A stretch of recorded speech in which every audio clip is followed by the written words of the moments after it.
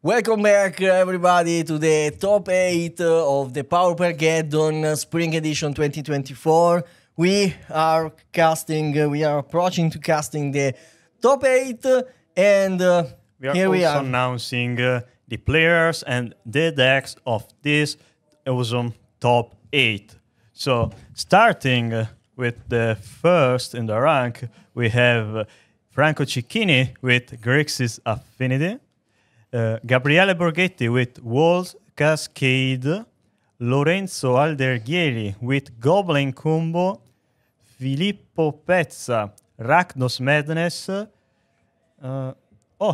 unexpected, Andrea Imborcia, Rakdos Madness, Lapo Bartoli, Guldota, Giorgio Vendetti, Grul Ponza, and finally, 8th place, Salvatore Chiavazzo, Glee Combo. So yeah, we have a Glee Combo in the top 8, and we also have a Grul Ponza, just one Grixis Affinity, surprise at least for me, double copy of Rakdos Madness, really unexpected. Yeah, and this is amazing. Yeah, and it was also really surprising to see another combo deck as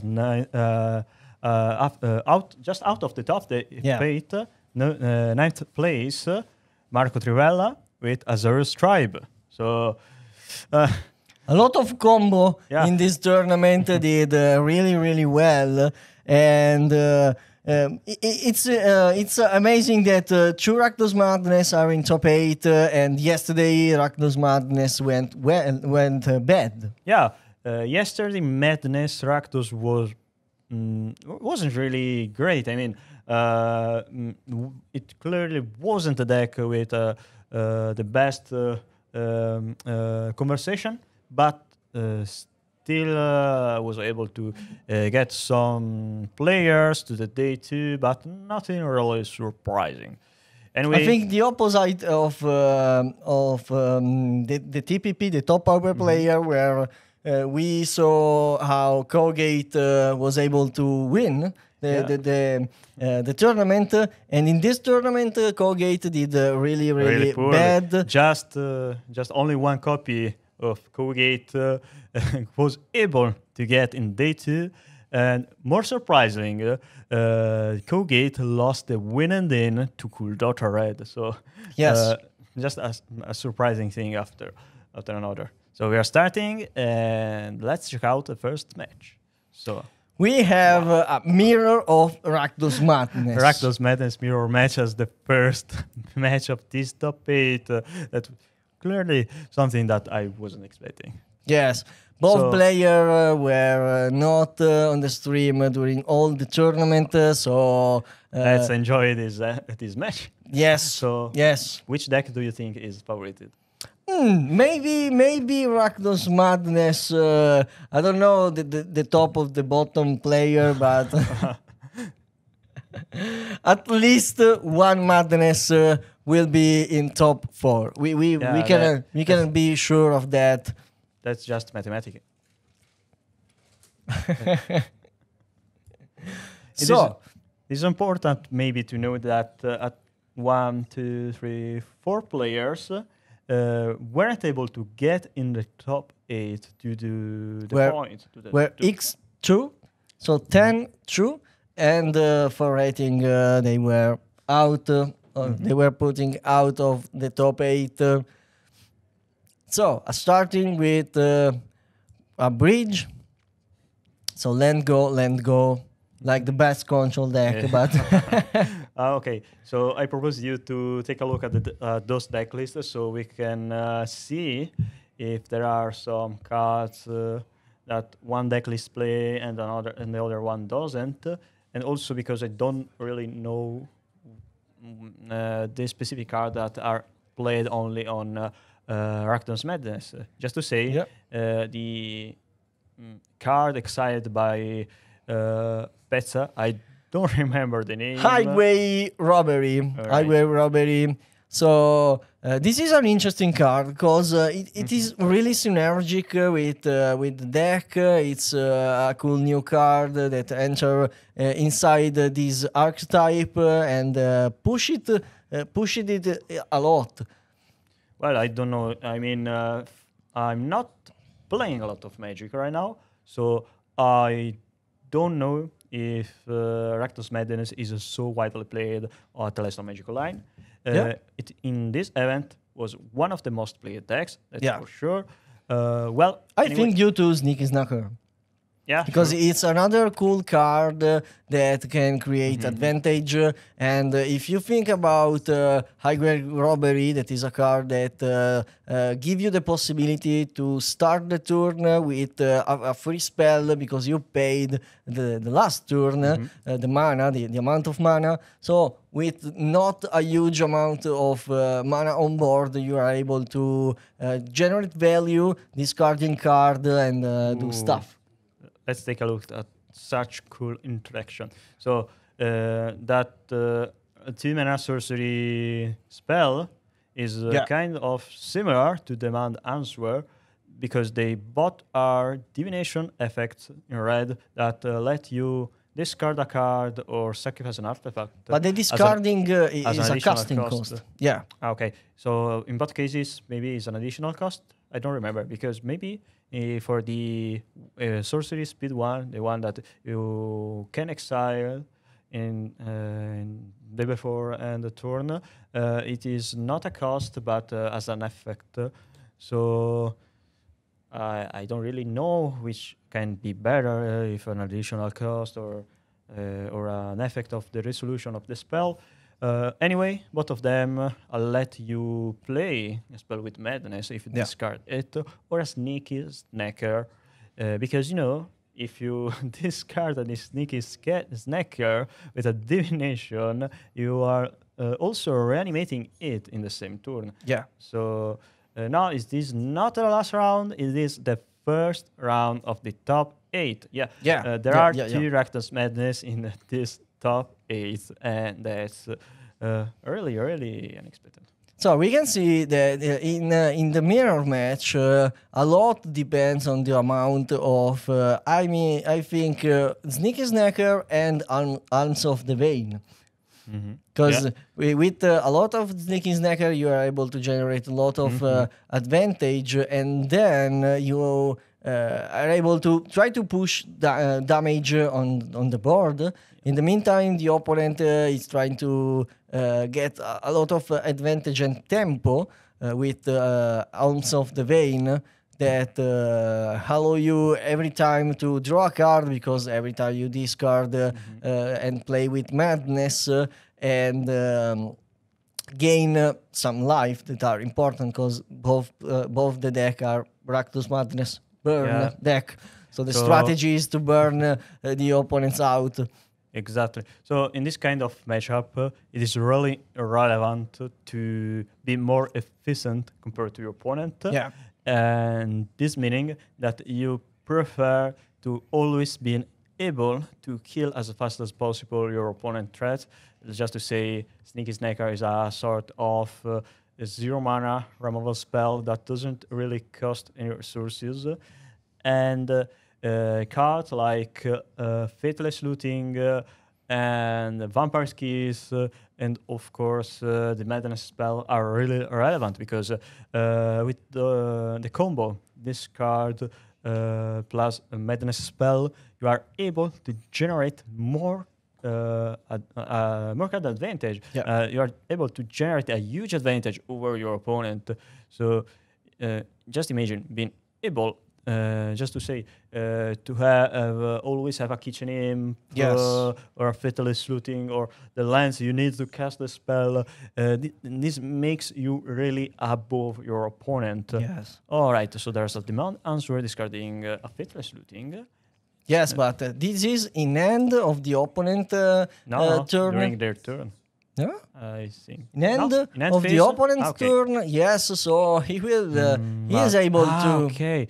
They crack the blue token to discard a card. Yes. And then after that, they cast the demand answer. Yes. And that's such a cool thing to do because you know, this deck is kind of a burn spells because its main game plan is Lightning Bolt you, Galvanic Blast you, but there are a lot of cool interactions. And in this case, we are talking about the Sneaky So Snacker. look at the value that Sneaky Snacker generated, because the first one blocked an Epicure, so it hit a creature and then generate value by discarding the second one in end phase, reanimate both, simply drawing card.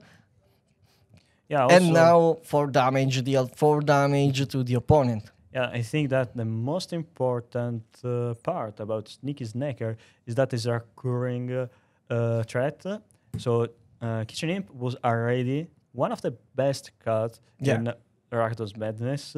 Now we are able to play something like 8 copies of Kitchen Imp. Yeah, Sneaky Snacker isn't really as great as a Kitchen Imp as an aggressive card, but force your opponent to have Graveyard 8 or removal spells that let you exile the creature. Yeah.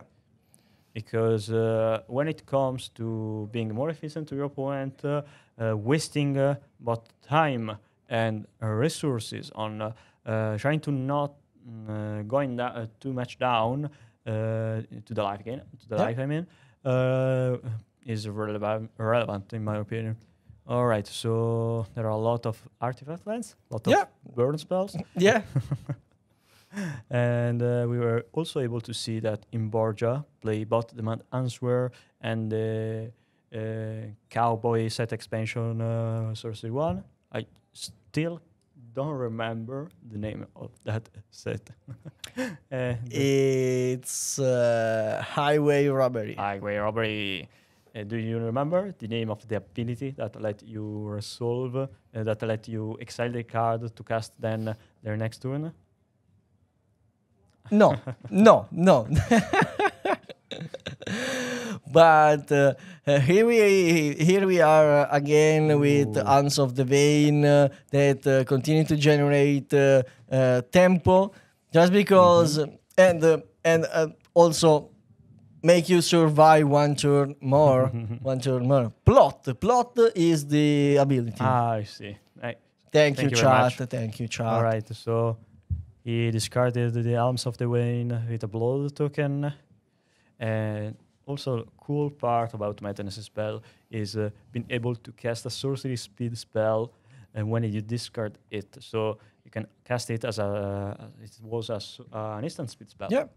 And so that is valid both for creatures and sorcery speed spells. So 3 life points are not too much against a burn deck. I suppose that unless they draw a Vampire's Keys or something similar, yes, they're gonna die. I don't know how many cards in hand have Pizza, but if the games goes longer and if Imborgia is able to find at least one life gain spell, it will be very favorited at this point in Borgia. All right, so what they're doing? Pay 3 mana, Flashback Faithless Looting, on flashback, draw 2 card. If they draw 2 Madness spell here, the game will be likely over. I mean, yeah. What do you wanna play here? Dash Oops. Yeah. So one is he is searching. He is thinking. Hard choice here. Hard choice. Discard double Arms of the Vein. So, but currently, the opponent was forced to not attack with both the Sneaky Snacker because he cannot play. He has to play around also a Kitchen Imp. Kitchen Imp or Goblin Tomb Raider. Or a Goblin Tomb Raider. Even though it is very likely that the addition of Sneaky Snacker allow you to drop Goblin Tomb Raider. Yeah. You know, cards like Monastery Sweet Spear and Goblin Tomb Raider can still be very good in decks like Madness. But since you are less fast compared to a deck like Cool Dota. And a Galvanic Blast. Probably you prefer having more synergistic cards, more synergistic cards over just brute force creatures. Yeah. So in this case, Pezza was able to dig a lot. He drew like 4 cards through by the flashback of Faithless Looting, one other 2 from the Demon Dancer. So I don't remember the cowboy card. You don't remember the distance card. yes. It's not a deck that we used to play. So there is no real reason not to play Sneaky Snacker in Faithless Looting deck. Yes, it's a very free card inside this kind of deck. I'm not really a Rakdos Madness player, but I suppose that when you're playing so many blood tokens and Faithless Looting effects, it is just a free addition. We can see in the sideboard of both there are 2 Gorilla Shaman. And Gorilla Shaman, I say, it is one of the most wonderful tools you can play against this kind of deck. Not only due to the artifact lands, but also to the blood tokens. Madness is really relevant in the as a mechanic in this kind of deck. So destroying all the opponent's blood may be really relevant. Yeah, in a long game, I think so. And also in both of the side, there are other artifact 8. I think that there are more cards that they can bring in than cards that they don't want to play in this mirror. So in your Spellbomb, I think you want it. Gorilla Shaman, of course you want it. Smash to Smithereens, well, if you... It's a power spell with upside. Destroying artifacts is kind of good. Yeah, I think so. I suppose there are more or less the same cards in the other Rakdos deck list. Yes. Wow, makeshift munitions. Wow, unexpected. Makeshift munitions can be in a slow matchup can be very good. I guess you can also say that it can be good in the mirror match. You know, it's funny that in you can sacrifice your creatures on response to your opponent removals. So converting the creatures in extra damage would be clearly good, and also you are able to not waste any spell to kill your opponent creatures, just to say whether Epicure or Gorilla Shaman. Yeah, I think that there are plenty of new cards in this in this archetype. Another important addition was the ping land. Yeah, the Rakdos ping land. It is also a cool card because from the cowboy set. Yes, plus some bounce land can generate those 2-3 damage during a long game that can be relevant. You know, instead of playing something like the land that you can sacrifice by tapping for mana and to draw a card, it is clearly better.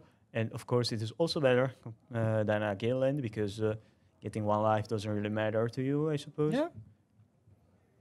Munitions is really slow for Madness, sure, but very synergistic with the Sneaky Snacker. Yeah, but with wall deck, I say.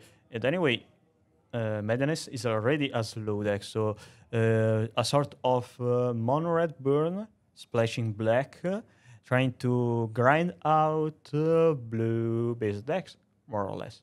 You know, Cool Dota, as it is played right now, well, Cool Dota isn't a burn deck, it's a red deck wins, but, you know, you can kind of group all together the lightning bolt-based decks with a very aggressive gameplay. It doesn't really have a lot of card advantage, so it's kind of just die if Yeah. isn't able to kill the opponent by turn 5. Madness is just still playing by turn 20 because there's a lot of faithless looting, whatever, because they are necessary to cast a lot of spell in this deck. So compared to a classic burn deck like the old one with Thermal Alchemist and Kessig Flamebreather, which is a real burn deck, Yeah. like Rakdos Madness, even though there are a lot of cool interaction in Madness. Burn, Pinger's Burn, used to be a deck that if you just counter-rated the burn spells, was gonna die in the late game. In case of Madness, it isn't really dying, and it is probably more wiser instead of countering the burn spells, countering the enablers like Faithless Looting or Demand Answer, because they are then not be able to work as they are supposed to work. Yeah. Okay, so we're starting with the second game. So land go. Land Epicure. Epicure. Epicure. I took a look at the Kuldota red list that top-rated, and they had the same art of Voldar and Epicure as those two Madness players. So Yeah. it is kind of surprising to see all the red-based decks playing the same art of Epicure. So no one is running and this is the new familiar, the new rat zombie creature. So Faithless Looting, searching for land. Searching for a land, so they kept non-lander. One lander. Yeah, hand. that's surprising. Maybe they got. We will see. We will see. Well, maybe they got greedy. Seeing Maybe he's just just have lands in it. Yeah. Okay, bounce land maybe. Yeah. Yes. It is cool that in this deck, bounce the Rakdos Carnium is so good. Absolutely, yeah. With faithless looting, you have always resources to discard and create advantage. So I think that it is a very cool card. Not in the matchup with Ponza, but in that matchup you are able to discard that card and simple cycling. Yeah. So it is good. Another ping land. So 2 free damage for Imborgia. So they're just trading resources, building their game plan, and it is cool to see how the Rakdos Carnarium here let you play around Gorilla Shaman. Absolutely, yes. Probably our players should play around Gorilla Shaman. Ooh. This is 3 mana, draw 2 plus 2/2 with a 2/2. Is a train. Yes, a choof choof, aced flying creature. Well, you can say it's a train because how fast it is for landing on the battlefield and striking. The deck is a train, the creature is a train. I suppose this edition of PauperGeddon is just a trains deck because from a side there are slow cargo trains in form of Ponza and Wolf's Cascade. On the other side there are the bullet trains in form of kitchen imps. It's cool that there are plenty of card advantage spell that require you or to discard a card or to sacrifice a land. So if you have a land, an end full of lands, you are able to cycle them and wherever you want. That's the reason why this deck doesn't die on the top deck, because every dead card can be cycled for a new and good card. And I think it's weird to not immediately bolting the Kitchen Imp. I mean, they are not playing around the dispute on Kitchen Imp. Maybe they are supposing that the opponent doesn't play the dispute, I guess. Yeah. My opponent plays about the Thunder Jackson, Sorcery, Divination, and Demand Answer. I guess they're not playing Deadly Dispute. Yeah. Smash to Smithereens. Smash is huge. Smash is huge. Not going well for Imborgia. Yes. They don't even have a demand answer to sacrifice the land on response. That's really relevant. Oh, wait. What are you doing? They noticed that they can do something, maybe? They have the demand answer, so they listen to what they say. Yes. They are listening the advice of Adepto that he's here to play this game. We should be us that playing this match instead of them. So sacrifice the clue. The second kitchen imp. But there is a bolt. Yeah. There is a bolt. So 16 life and 15 life. The game is still open. Yeah, still longer from the closing. So, I mean, they still have a lot of life, but they, at least from the side of Imborgia, there isn't much play action. Yeah. Now. 1 mana. No. Okay, another Volder Epicure. Maybe the third Kitchen Imp is coming. The third copy of Kitchen Imp will be, will be at least really interesting. At least interesting. Creatures are so good to deal damage turn by turn. Arms of the Vein. Arms of the Vein, as I said before in the last game, is huge in the mirror. Probably the best burn spells if you just don't count the ability of cards like Galvanic Blast and Lightning Bolt to kill creatures, because you get 3 lives back, so you are forcing your opponent to also have another burn spells to come back in the game. I think that there is... Oh, okay. Not a Kitchen Imp to fight the other Kitchen Imp, but a Bolt effect in the card of Fiery Temper. Vampire's Kiss. And a Vampire Kiss. Vampire Kiss is I think is better than a Divination in this deck. It's very... Well, alongside of Fatalist Looting, it is probably the best discard effect. Yeah. Because you are generating 2 blood tokens, and the blood token is indeed really great to cast Madness spell. You are just paying 1 mana to discard the... Bojuka Bog. Bojuka Pod. There is only one card with flashback, I think only one Fatalist Looting on the graveyard. There was currently. Yeah, I suppose they don't have a lot of lands. But there is another Fatalist Looting from the top There is deck. the second Fatalist Looting discarding.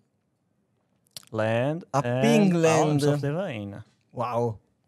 Wow, the second Arms of the Vein create a huge amount of distance between the two. I suppose the game is almost over. They're trading their board. Last time that we say the game is over, the turn after the opponent won the game. So I have to remember this. But the game, I think, is close to the end. But okay, Fiery Temper.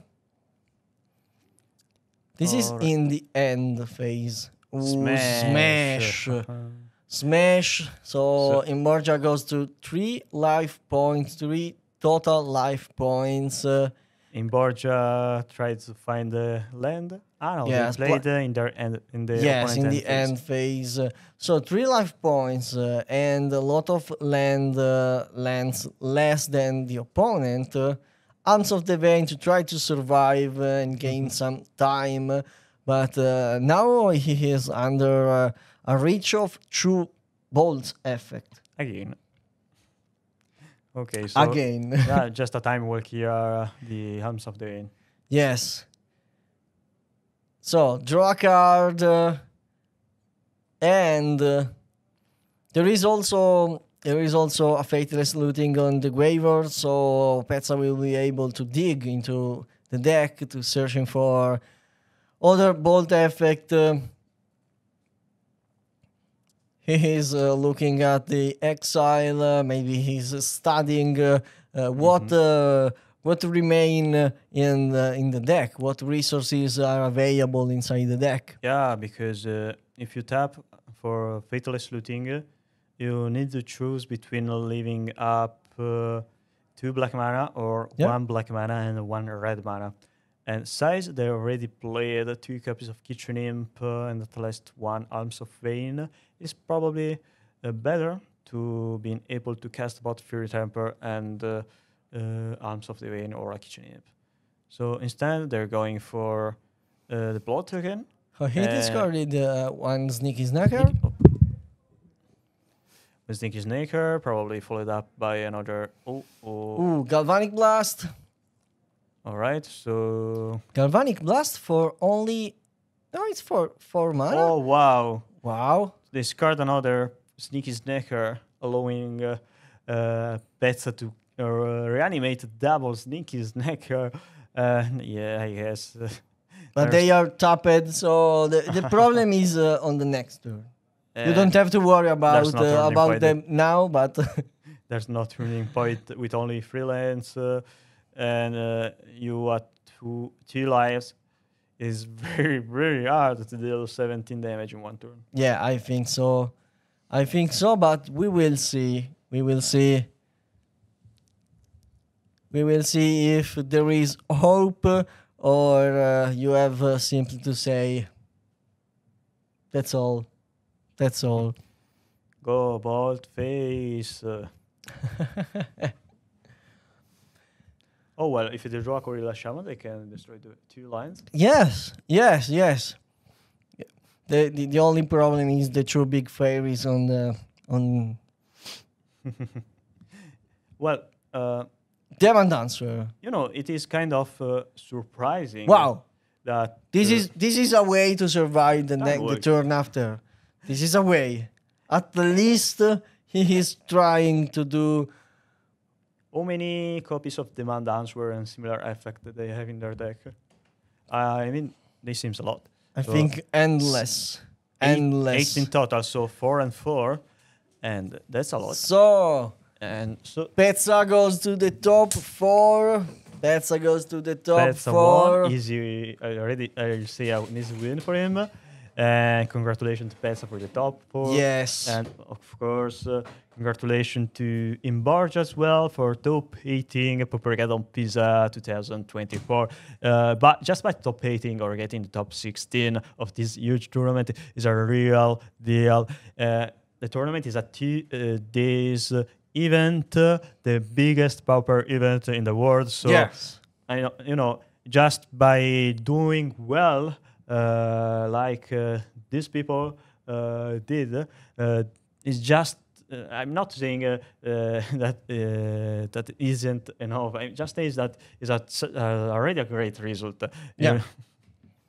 As we predict, at least 1 Rakdos Madness goes to the top 4. So we are very good in this kind of prediction. So we will wait the end of all the other top 8 games, and then we will be back with the top 4 with I don't know what's your prediction. Okay, so do we perhaps know the other pairings? We have affinity against Glee combo. So what's your bet? Abbiamo un backup. We have the backup matchup. We are searching for a backup matchup. So we have Affinity versus Glee combo. So what's your bet? Well, I say that... do we know the Chiavazzo deck list? Because if it is the Golgari, it is probably favorited Affinity. But against the Jand version, I believe having withering chrysalix Okay. makes a huge difference. So probably against the giant version you are even or slightly favorited. But we can ask to the chat. We can ask to the chat because every time we will say a matchup of the top 8, and you have to say what do you want to see in the top 4. Affinity versus Glee combo. So Franco Cicchini versus Chiavazza Salvatore. Walls combo against Ponza. And Goblin versus Kuldota. So I think that okay. So we can say that it is kind of clear the result, but we are not sure at 100%. Yeah. But, it is very likely to see Ponza and Goblin combo go push it out from the top 8 because Kuldota is very favorited against the Goblin combo. Yeah. And Ponza, doesn't really do much against a deck that doesn't really rely on using the lands to generate mana. And for Affinity and Glee, I bet on Affinity. Okay, so I should suppose I'm betting on Glee combo. Oh, okay. Yeah, also the chat is on me. So we have not another table. We are not able to show you another because matchup right now. Everyone is close to the end of the game, so we will take a short break and we will be back with the top 4 of this PauperGeddon. Yeah, for the semifinals after the break, and see you later.